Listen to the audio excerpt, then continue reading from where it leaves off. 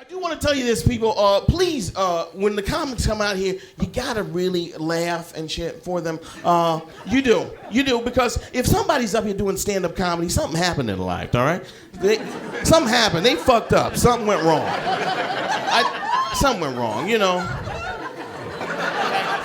My name is Tony Sparks. I host the comedy shows here at the BrainWash.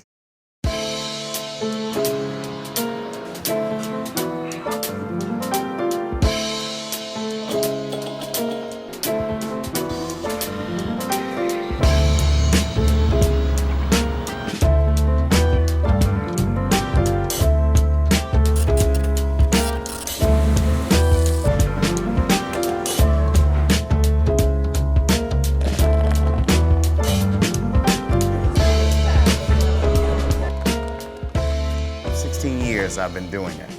And now they want to expand it to comedy every night to make this a full-time comedy club. I used to do an underground comic book, and I wanted to try something new. So I noticed in the back of this magazine there were jokes. So I started writing jokes. I wrote jokes for about 2 years, and I completely gave up doing the comic book because these jokes it was just fun to do. And I wrote and I studied, I looked at anything that had comedy on it, stand-up comics. It was just mind-blowing to me how these guys would come up with stuff.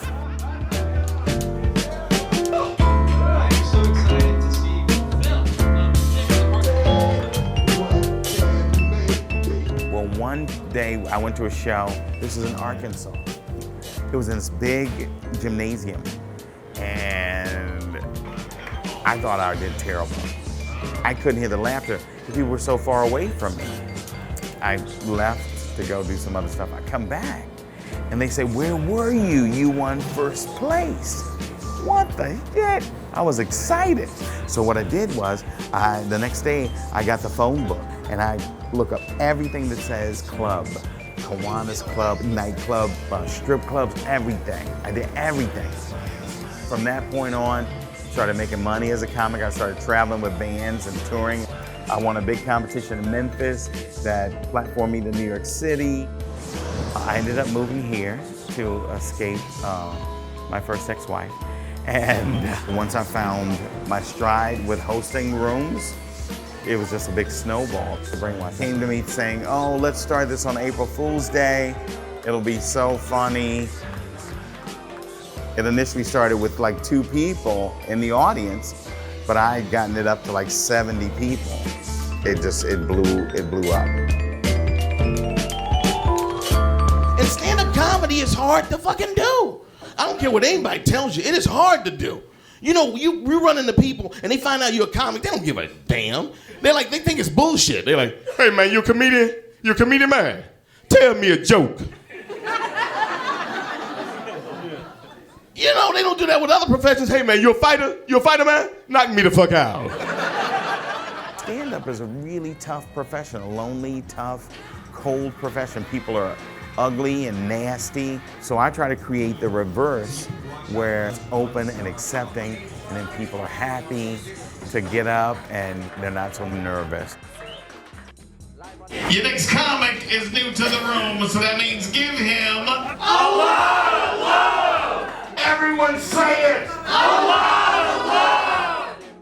You have 3 kinds of people that come here. You have really funny people.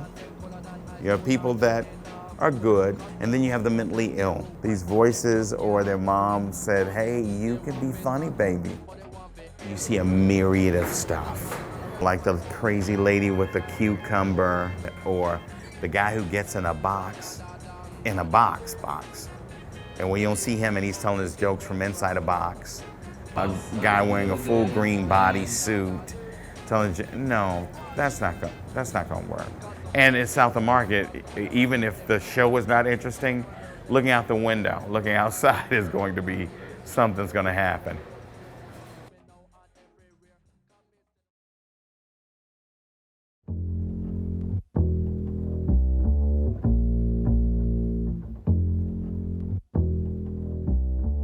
My advice to anybody who wants to try this, study how to write a joke. understand what a joke is. People decide when they see you within the first few seconds that they like you. Then you have 3 minutes here. We don't have time to hear a story. We need to know who you are. Who are you? Introduce yourself, all right? If you're gonna tell a story, introduce yourself really fast. Joke, joke, joke, building a story. Because we need to see the personality. I just want to be a stand-up comedian. So you know what I did, you guys? I quit my job. Yeah, a few months ago, I just was like, forget it, I'm done! And I quit my job. And now, I have 3 jobs. I did not plan that out. If you're not funny in the beginning, take heart. This thing is a marathon, not the short sprint. Who's good at anything the first time around? Nobody. What else? Whenever I host a show, you're gonna see the best show ever. Because I'm gonna put my whole heart into it. It's inside of me. I love doing what I do. It feels very good. It's very freeing.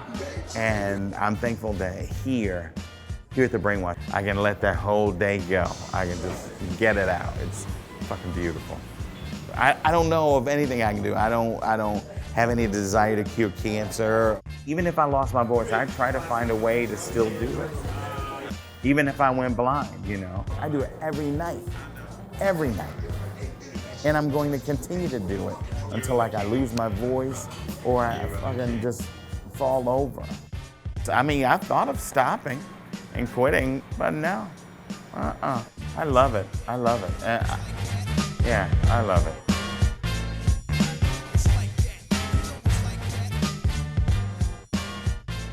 I know Tony because he's the godfather of amateur comedy here in San Francisco. Everyone told me like BrainWash is where you go. Like that's a good mic. So I came here on a Thursday, met Tony, and he was amazing. He'll make the crowd laugh, and he's one of those people that can just think on his feet. That's what's so great about Tony Sparks, man. Tony Sparks has been doing comedy here for like fucking 15, 20 years, just like forever. And I really appreciate like the opportunity to do like mics all the time. And Tony Sparks is a great guy. He hosts this show. I learned everything that I know in comedy from watching Tony Sparks. Man, Tony Sparks, he is the godfather of San Francisco comedy. With the stories and I separate the evils. It's your brain against my mind. My nose about to boot out, or your nasty killers, even though you say I bug out.